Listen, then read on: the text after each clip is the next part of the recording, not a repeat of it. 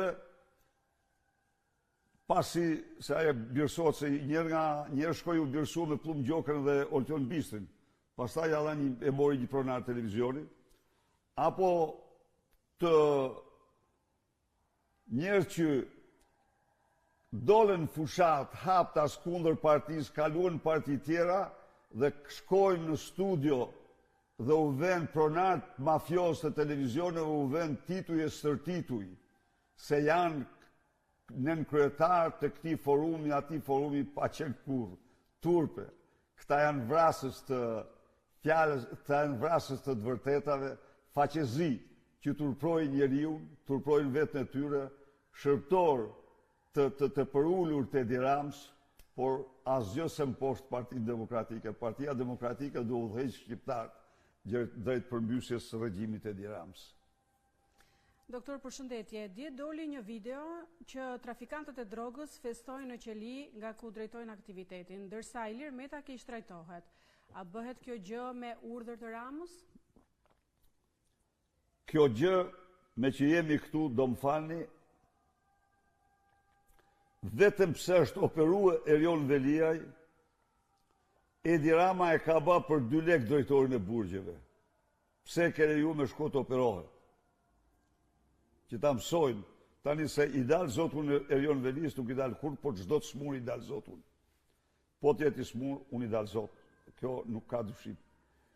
Dhe ky është një akt i turpshëm, kurse natyrisht burgjet i administron krimi. Ai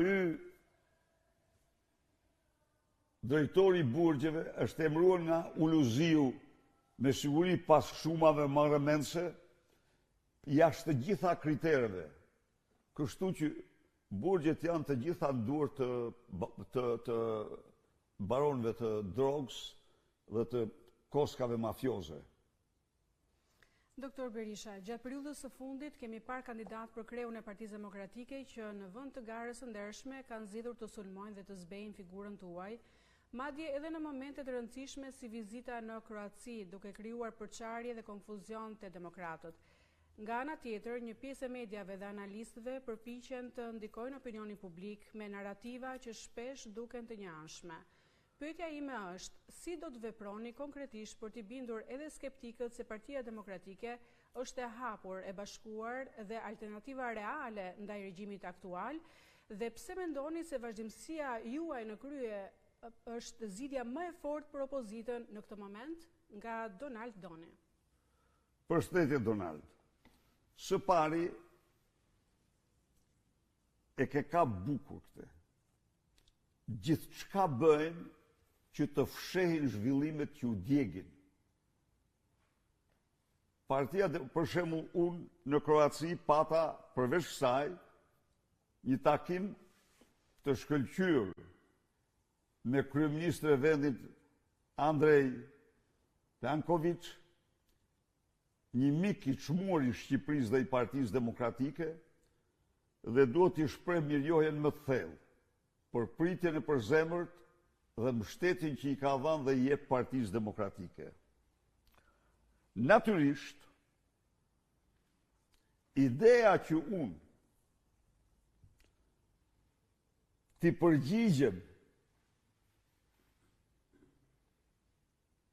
përgjigjem mafjes shtetërore mediatike me shkelmim të statutit, rregullave dhe interesave demokratëve nuk ndodh kurrë. Nuk mund të pranoj unë sa të jam në këtë detyrë bashkëpunëtor të krimit në garat e partisë. Ndarja me krimin e Sali Berishës dhe Partisë Demokratike është do jetë ndarje për jetë e vdekje. Kjo nuk mund ndodh kur tjetër. Në qoftë se ti shkon dhe merr, drekon dhe darkon me Oltion Bistrin, me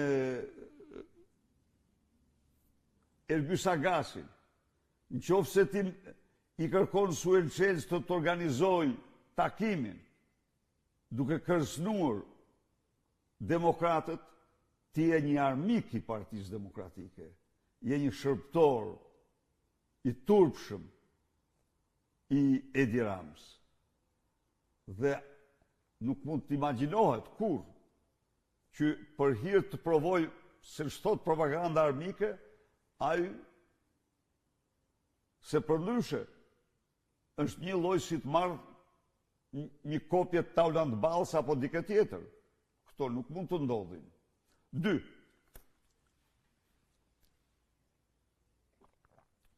Edhe njerë, nuk mund ndodh kur që unë të shkelmoj interesat, moralin e demokratëve, të pranoj, të kandidojnë ata të cilët bën gjithçka në fushat elektorale kundër Partisë Demokratike. Do ishte akt primitiv dhe i papërgjegjshëm. Nuk ka parti në botë që ata nuk i përjashton. Çdo parti civil që ka minimumin e moralit, ata i nxjerr jashtë. Sikundër, nuk mund të ridikulizohet gara me anonim. Ke ambicje për kryetar partije, plotësisht, atëherë puno të dalish nga, të kesh kontribut publik, që ta ndërosh garën, por nëse ke vazhduar në një orbit larg kontributeve publike, ajo nuk je për atë garë, provoje një garë tjetër njerë, pastaj shko me shkallë.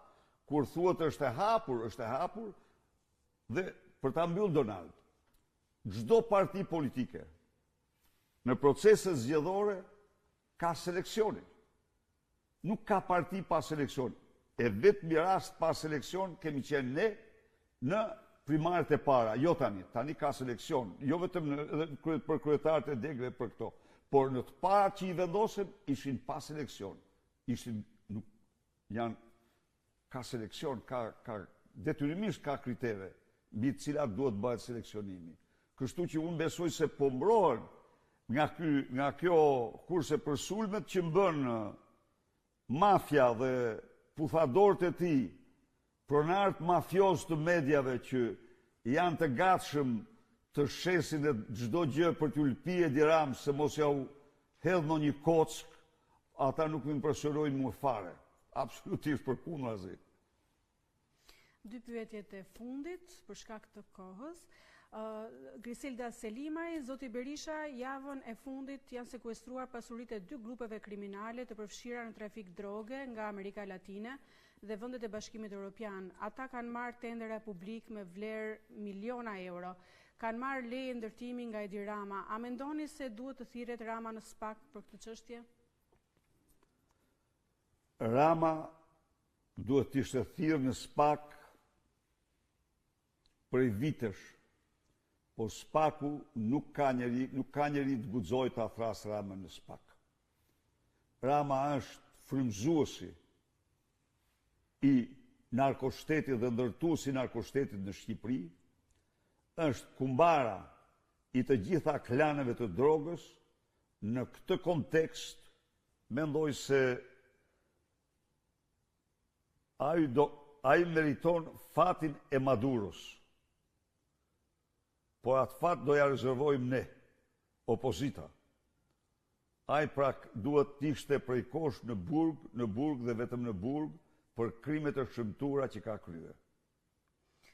Dhe pyetja e fundit, doktor, zoti Berisha, lidhur me protestën e 8 majit, çfarë synoni konkretisht të arrini me të dhe pse qytetarët duhet të besojnë se kjo protestë do të prodhojë rezultat real, ndryshe nga të mëparshmet? Do ta shtrojmë në këtë mënyrë. Edi Rama, pasi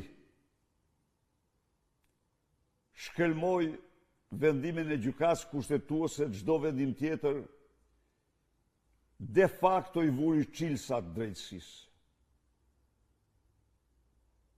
dëshmoj se për atë nuk ka asnjë interes tjetër përveç pushtetit dhe karrigës së tij. Unë besoj se ju nuk prisni që gjykas dhe prokuror të dalin rrugët protestojnë ndaj akteve të Edi Ramës. Ju nuk prisni gjithashtu që komuniteti ndërkombëtar të sjellë policia apo ushtri për të larguar Edi Ramën nga pse ai nuk ndigjoi deklaratat e tyre. Jo. Por kjo do thotë që ne të protestojmë në mënyrë të vazhdueshme. Të gjitha ata që e konsiderojnë jetike për vendin, votën e lirë, që konsiderojnë jetike për vendin, funksionimin e sistemit drejtësisë dhe ndarjen e pushteteve, duhet të jenë të gatshëm në çdo kohë të protestojnë kundër këtij regjimi gjerë largimin e tij. Ndaj dhe ne qëndrojmë në këmbë, qëndrojmë dëshmitar së pari se nuk mposhtemi nga Edi Rama, qëndrojmë dëshmitar së dyti se nuk pajtohemi kurrë me këtë regjim dhe do bëjmë gjithçka për largimin e tij.